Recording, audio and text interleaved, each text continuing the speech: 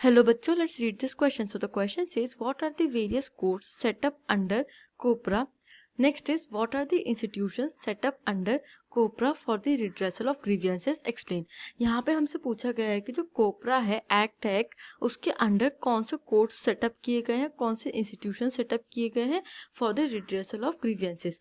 की कंसेप्ट देखते हैं। की concept is rights of consumers. जब हम कंज्यूमर्स को देखते हैं तो हम देखते हैं कि बहुत सारे राइट्स उनको अवेलेबल हैं जिससे वो मेल प्रैक्टिसेस या फिर एक्सप्लॉयटेशन के अगेंस्ट बोल सकते हैं। Let's see the answer.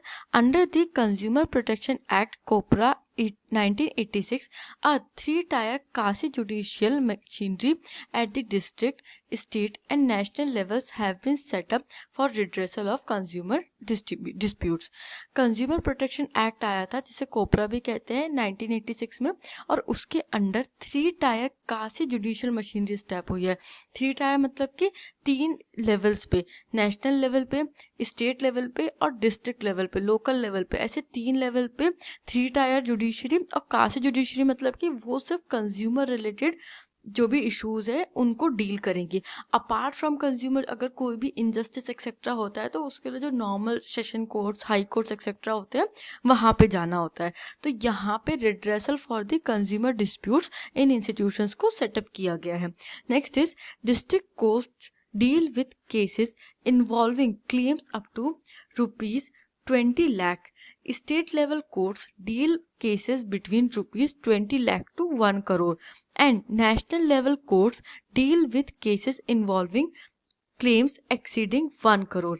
If a case is dismissed in district courts, the consumer can appeal in the higher courts. अब देखिए, काशी जो जुडिशियल मशीनरी है वो तो स्टैब्लिश है, बट यहाँ पे भी थोड़ी लिमिट लगी हुई है ताकि जो कोर्ट्स है इनमें कोई करप्शन या मैल प्रैक्टिसेस नहीं हो।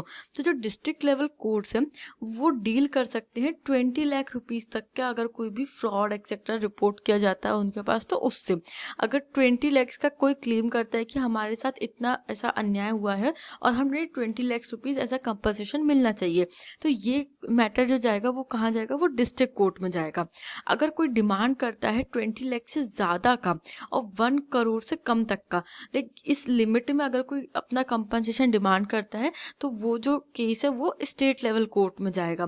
और अगर कोई 1 करोड़ से ज़्यादा का कंपनसेशन डिमांड करता है तो वो जो केस है वो नेशनल लेवल कोर्ट में जाएगा। इसे हम समझ सकते हैं कि जो नॉर्मल जुडिशरी सिस्टम होता है उसमें भी आप देखेंगे कि अगर सेंट्रल लेवल का या फिर स्टेट लेवल का कोई मैटर होता है तो वो हायर कोर्ट्स में जाता है, और अगर कोई डिस्ट्रिक्ट लेवल का छोटा मैटर होता है तो वो डिस्ट्रिक्ट लेवल के जो कोर्ट्स है, सेशन कोर्ट्स है, उन्हीं में सॉल्व कर दिया जाता है।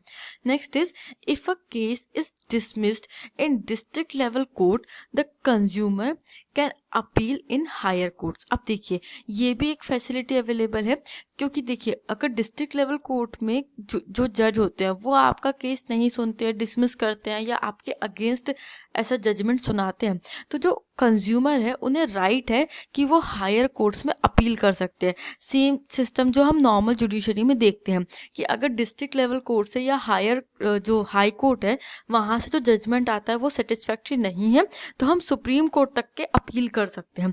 तो यहाँ पे भी हायर कोर्ट्स में अपील करके जस्टिस डिमांड कर सकते हैं, कंपनसेशन डिमांड कर सकते हैं।